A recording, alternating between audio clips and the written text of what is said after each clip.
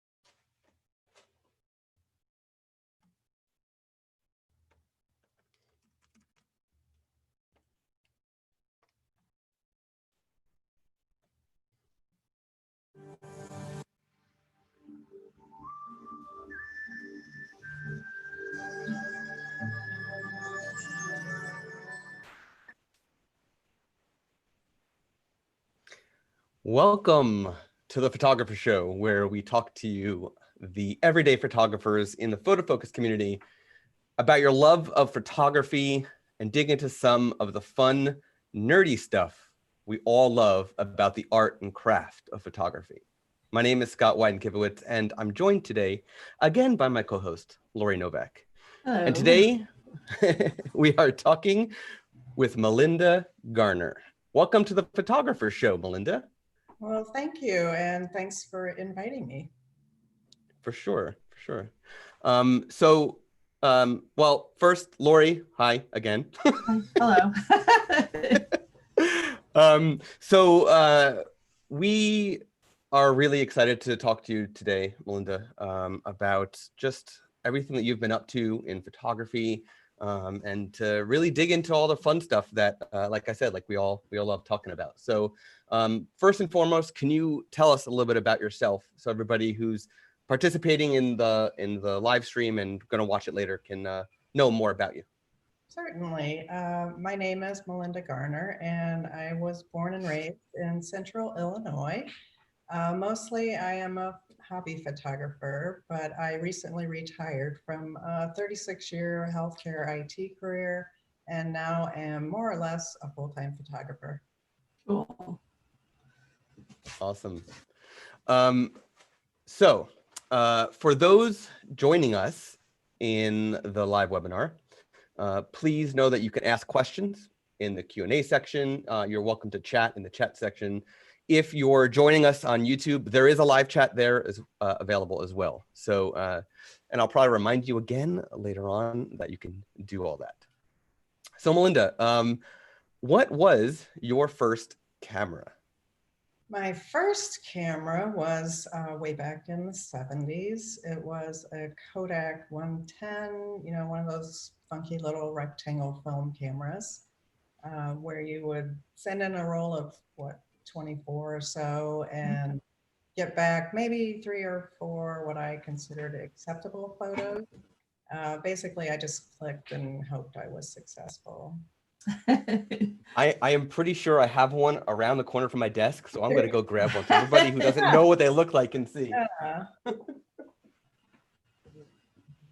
That's funny. That's what I started with a Kodak X15. Oh, yeah. Ah, yeah. So this is Kodacolor, 12 exposures, Kodak 110 film. Fun. That's Fun. the one. Okay. And I had to rip this out of a camera, so it actually is ruined, but you know, is what it is. You know, moving on from the 70s, when we got to the 80s, I got an Olympus 35 millimeter, which was really a nice camera, but it stayed on auto. I didn't understand photography or techniques. Not, you know, very nice images, but again, film. So Right. I was really happy to get to the 90s and the digital age, and you know, where then I stepped into the Nikon world and love it. So what's your current camera that you're using in the digital? So my current camera is a Nikon D750. Nice. And most of the time my Tamron 150 to 600 lens is on it for the wildlife. Right. Are you ever thinking about switching to mirrorless, or are you sticking with the DSLR for the long haul? Funny you asked that question. I have been looking at the Nikon mirrorless, reading a lot about it, really interested in it, mainly for my purposes, the increased frames per second and the silent shutter mode. So for the nature shots, that's important. So yeah. The webcam that you're seeing of me is actually my Nikon Z6. So that's the one I've yeah. been looking at. It's a beautiful camera. I have a lot of fun with it. So what motivates you to continue creating images? Or, you know, I'm assuming you do a lot of wildlife type work, and I've seen some in your Flickr gallery that are in a variety of different weather situations. So I'm assuming you try to do it all year round. I do. So what motivates you to keep creating these? Well, I'm always working to perfect my craft and trying to capture an image that's better than the last one I captured, basically. Secondly, I really enjoy searching out those photo opportunities, whether they're nature or otherwise. And in a way, I find that photography is basically a therapy of sorts. Great. And Yeah, it's I true for a completely lot agree. of people. Yeah. Yeah. A lot of people, Yep. I think, feel that way, especially now, you know, when we're kind of all, you know, stuck in places. I can only go so yeah. far. Yeah. Yeah. Yep. Put me near a landscape and let me just stay there for hours, and I'll be a happy camper. So besides from photo focus, what ways do you learn more about photography? Like, where do you go to? You like that little thing? Yeah, that's good. What ways do you continue to learn about photography, whether it's video or in-person workshops, which obviously right now are not happening, but where do you go to source that? So I have read a lot of books and manuals. I have attended photo conferences such as Shutterfest in St. Louis, which Nice. it offers so much education and networking opportunity. I have subscribed to various photography magazines over the years, but absolutely the internet sites such as Photo Focus, Flickr, Instagram, Facebook groups, YouTube videos, vendor websites. It's all just information at your fingertips. Right. So you mentioned books. I'm curious, is there a photography book that really sticks in your mind more than any other? I can't really name one that sticks in my mind. I'm a big fan of reading the actual product manuals. So when I first got the D750 and probably the D7100 that I had previously, I buy the book, outside of the Nikon produced book, but kind of a field guide, I think it was called, and just scour through it and read about the settings and the capabilities and everything. It's really interesting that I don't think I've ever met somebody before this that enjoyed reading the manuals. That's so funny. I know, it's probably an oddity, but that's me. Yeah. I feel like the best part about it is that for the most part, they're all written not in English, like they're all written in other languages, and then somebody has to translate it all. So you, I don't know. I think that's it's amazing. It's amazing. All right. So Shutterfest. When you attended Shutterfest, was there a specific session that stood out that every time you think about Shutterfest coming back again, like are you thinking, I hope that person does something again, or like is there something that stood out at the conference? I attended maybe 3 or 4 years of Shutterfest, and it was amazing to watch how it really, really grew.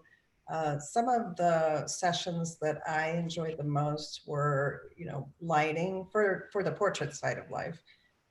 The lighting sessions were extremely informative, and I gained a lot of information out of those. Great. Do you do your portrait work? Do you do that like? You say hobby, but I've seen your website and stuff, so I know that you do that more than just a hobby, right? Well, that is true. Yeah. I do. This year, of course, is not the norm, so I haven't done that many portraits, but it really evolved for me, the portrait side of it. I post pictures of family and then, our kids, I did their senior pictures, and then you just start getting people asking, right. Hey, could you do some pictures for me? So it evolved out of that. So, yeah. You mentioned lighting was something that you really enjoyed learning about. I'm curious if you're trying to incorporate some of the lighting techniques into the wildlife photography you do, or if you do that completely with natural light. That's completely with the natural light. With the waterfowl specifically, there's really no way for me to light the subjects. You can, though, for the natural lighting, employ the techniques. Where are you at day-wise? Is it bright sunlight? Is it in the morning? And things like that really impact your image a lot too. Right. But for the strobe and that type of lighting, it's strictly portrait. Right.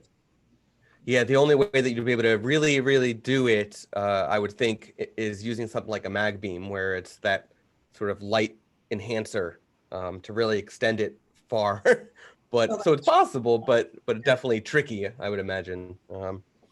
Not something I've ever attempted.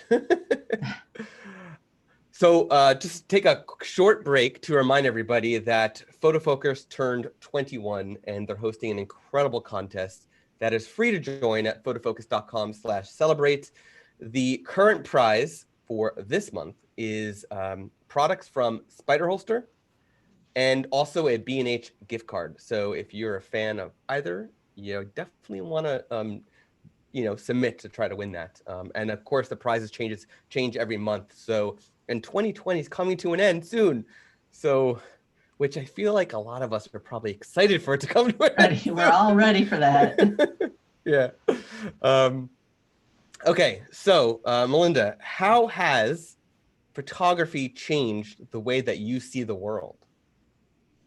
I think it has helped me to see more detail in things, and it's definitely made me pay more attention to my surroundings.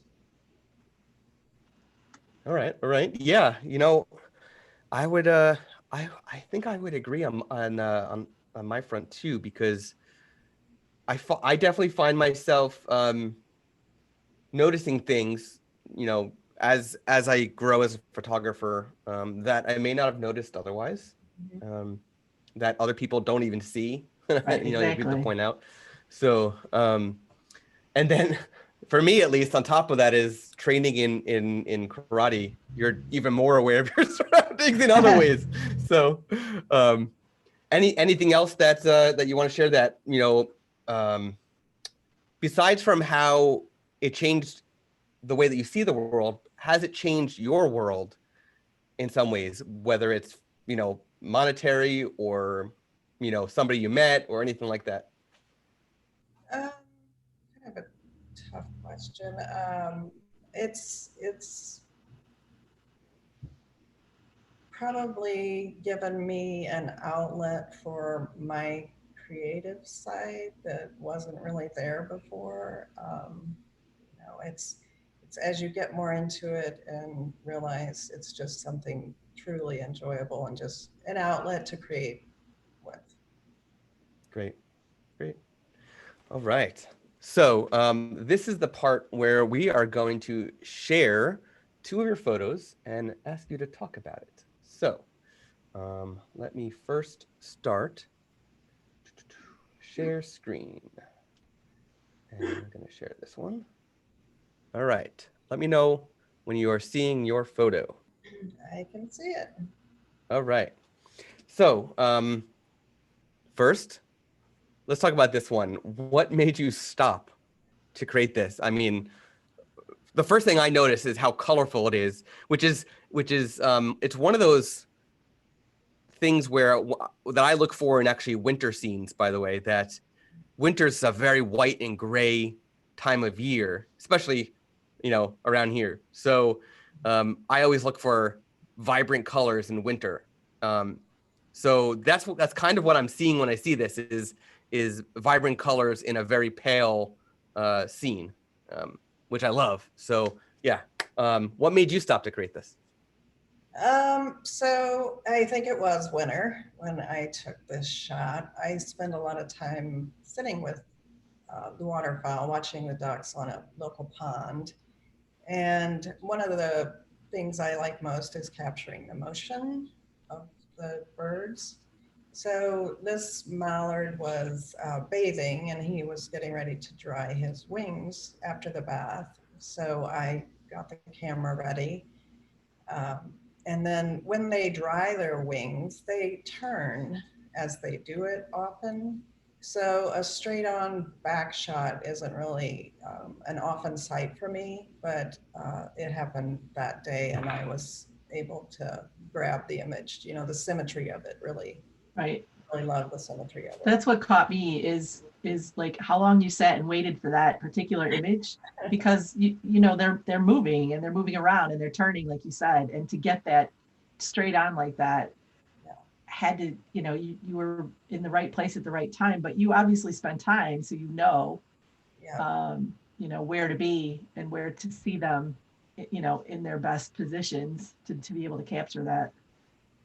I don't typically move around a lot while I'm sitting there watching them. So, and I could guess all day long and never guess. Right. Back. So I think it was in the right place at the right time. But you were ready. And this I was. You were ready. Yeah. this is one of those scenes as well that silent shooting would really come in handy because, you know, sometimes those shutters are so loud. I can see it easily scaring birds. They are. You're right.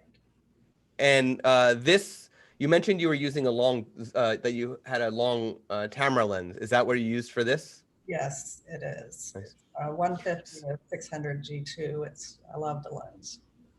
Yeah, that's one that I've always wanted to experiment with for actually doing moon photos. But I don't think I have the Nikon 2X extender, and I don't think the Tamron lens works with the Nikon 2X extender. I think you have to get the Tamron one. I think, but yeah, it's a great lens, and I think that goes to show that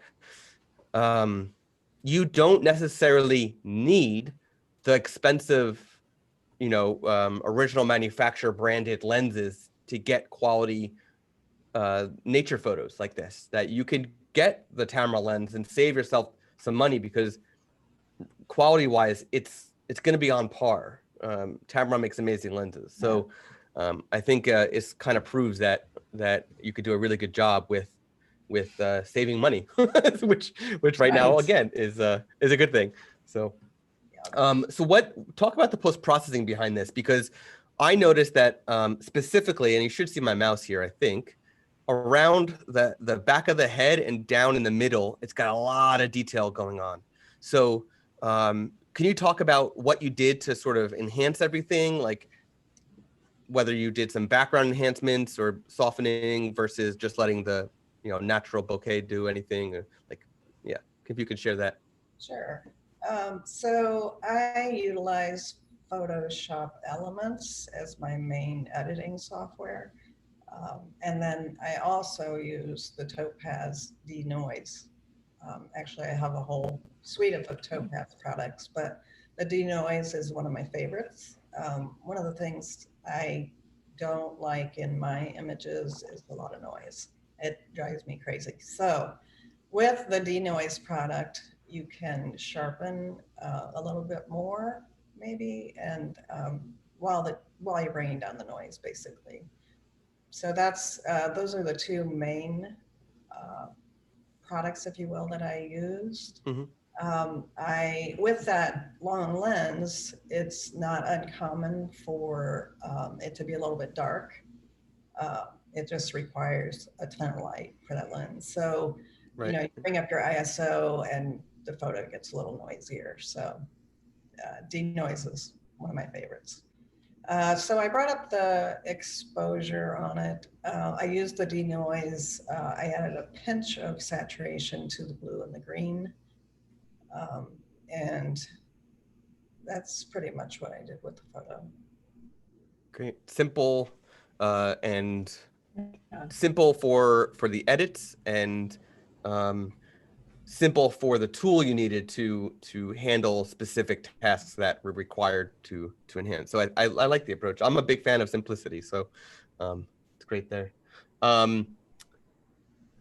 Lauri, just to confirm, are there any questions before we move on to not yet. No questions. Okay. So just to remind everybody, you can ask questions in the Q&A if you're in the Zoom webinar. If you're watching the YouTube live stream, there is a live chat there. You can ask questions. And let's move on to the next. I lied. Somebody wanted to know the exposure setting for this image. Oh, I usually keep my aperture fairly low just because that's what I do. It was probably an f8, and then the shutter was probably 1 over, that's the depth. 1 over 2000 maybe. Let's see. Yeah, so 1600th. And then, it looks like 7.1 you were at. Can you see that, by the way? Can you see the metadata thing that I pulled up? Yeah. Yeah, okay, cool. All right. Good to know. All right. Great question. All right, another one. I love this. The first thing I noticed is the beam of sun coming through here. It isn't showing yet on the screen. Oh, you don't see it on your? There you go. You're good. Okay. Yeah. So the first thing I noticed is the this beam of light coming through the woods area. So can you talk about this? What made you stop and capture this one? So that one, my husband and I were driving around a local state park, and I was looking for birds, of course, to photograph on that day. So we got out of the vehicle, we walked around the shoreline, and it was not my lucky day for waterfowl that day. So we got back in the vehicle, and then as we're pulling out of the parking spot, this guy comes flipping through the little open space that was there, and he was moving semi-quick. So I had, of course, the Nikon still in my hand, and just quick roll down, the window and shot what I could, and I got this one, so I got lucky. Nice. Yeah, and especially the fact that he was moving, that makes it even more difficult to capture. So, and was this also with that Tamron lens? It was. Wow. So, did you I think that one has some stabilizer in it, but did you like rest it on your windowsill since you were still in the car? I did, and I find that the Tamron, that lens is really sensitive to any movement at all when I'm in the vehicle. So if it's still running, I think the car might have still been running, but I did rest it on the side of the car and shoot that picture. Great. Yeah, so can you talk about the post-processing for this one? I can. Again, I use Photoshop elements with Topaz denoise for a lot of my photos. I brought up the shadows and the exposure, and I think I added just a tiny hint of the saturation on that one. So my wildlife workflow is pretty simple. Great. Yeah. Like I said, I'm a fan of simplicity, and I actually like, I was thinking that, maybe it would be nice if it was darker in the back, but I actually like that it's more evenly, that they brought the shadows a bunch, because it lets you look at the back and look for things. Like I keep looking, like, are there any other animals back here that are hiding out? Like this is like a perfect spot for an owl to be hiding, and then a squirrel up here, so I keep looking for that. He was all by himself that day. Yeah. Awesome. Anything else you want to share about this before we move on? I don't think so. I kind of wish that front tree was not in the image, but yeah.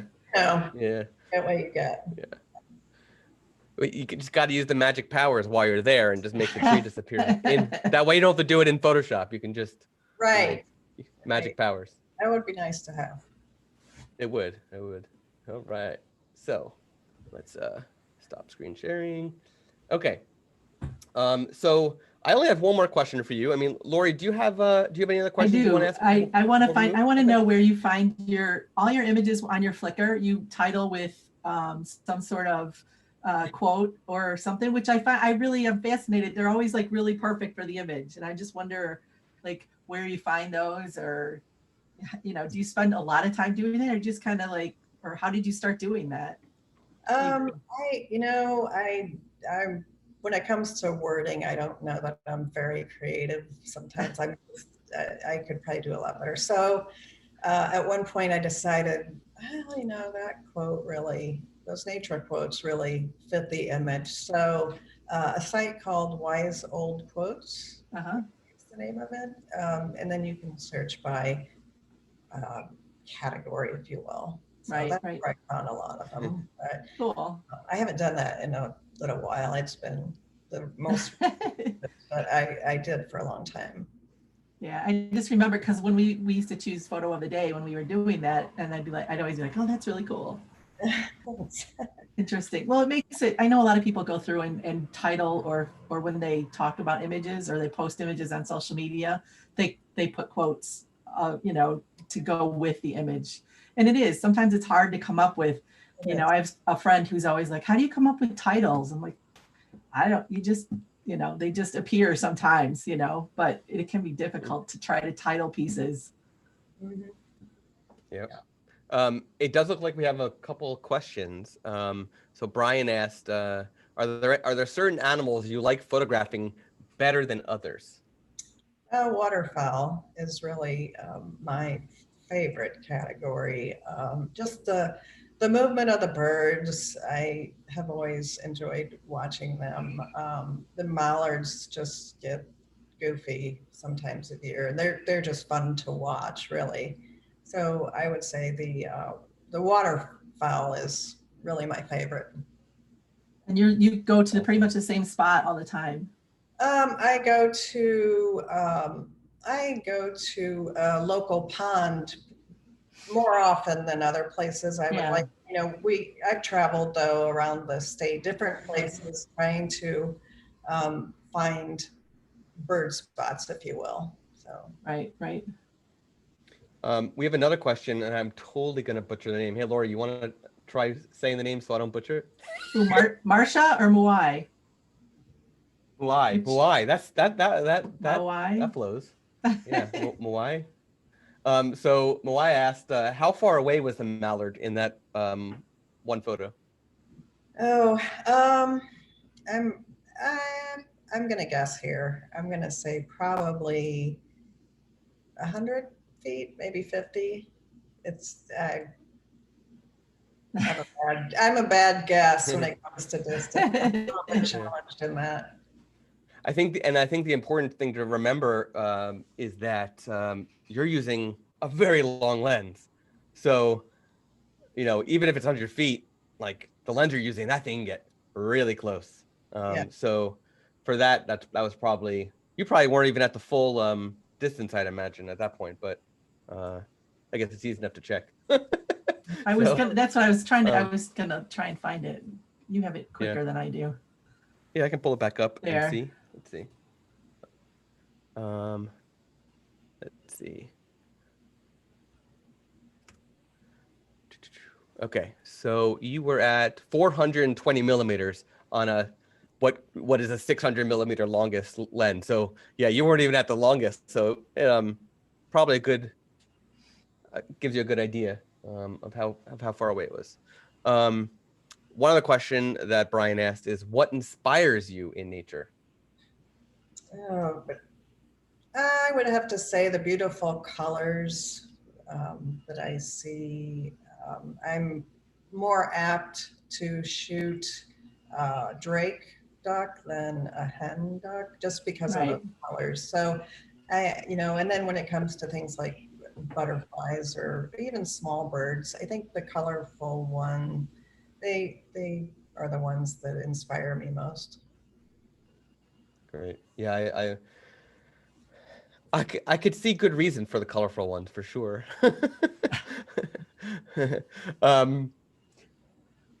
Okay, so it looks like there's no other questions from anybody in the live stream. So before we ask the last question and wrap it up, I just want to remind everybody who's watching the replay that you could always ask a question for Melinda on the YouTube video or on Photo Focus when it goes live on Photo Focus when the replay is there in a comment. We'll make sure that she sees any questions that come up, and hopefully she can answer them for you. So Melinda, my final question for you is, can you share a tip for photographers about either a technique or equipment that you love using that could help them to grow or be inspired by something to just better themselves in photography? So I would say the one tip, well, there's a lot of tips probably I could share, but the one, know your equipment, know what your camera and or lens are capable of. That's one of the reasons I read the manuals. Right. So I think that's really important. That would be my tip. That's a good one. And I think it's one that the whole reading the manual thing is one that I think that so many people just pass over. I'm guilty of that. I'm a like, what happens if I touch this button or do this or do that? I'd rather do it than read how to do it. But I think that reading the manual I went through a mentorship program a couple of years ago, and that was like one of the things you had to do, right? Make sure you had your manual so that you could look up anything that you needed to look up. And I don't think people do that much anymore, especially with, you can do, how do I do this online and find thousands of answers to those questions. So I think people kind of bypass the manual these days. Yeah, doing a quick Google search sometimes is easier than reading the Right. manual. I don't even like, where is my manual? That would take me a half hour just to find it. I mean, one of the nice things about, especially in a system like Nikon, for example, or even Canon for that matter, who hasn't changed their menu system or button structure really in years, like when Melinda goes and switches from her 750 to a Z6 or whatever she winds up getting, the menu system is going to be the same, literally the same. It hasn't changed, and the buttons are going to be the same. So read the manual once in a system like Nikon, you really don't have to read it again. I mean, you can, but you don't necessarily have to, which is cool. But then there's companies, probably gonna get a lot of hate for this, but there's companies like Sony that, they had a menu system, they acquired Minolta, changed the menu system, stuck with a new menu system for a long time, and now they're changing their menu system again. So at that point, you kind of have to read the manual over and over again to understand how the menu system works again. But I agree that really understanding your equipment is an essential part of being a photographer. Whether you do it by reading the manual, whether you do it by watching a YouTube video that walks you through everything, everybody learns different. But I do think it's important to do it, even if you're spending a week just messing with it before you actually go out and make photos. Right. So yeah, definitely. I completely agree. You said you have a bunch of tips. If you want to share another, I'm happy to hear it. The second one I would say is get out there and shoot. Just practice, change your settings, see what that does to the photo or the image. That's just, to me, practicing is one of, Right. I still practice. I will probably always do that. So it's important.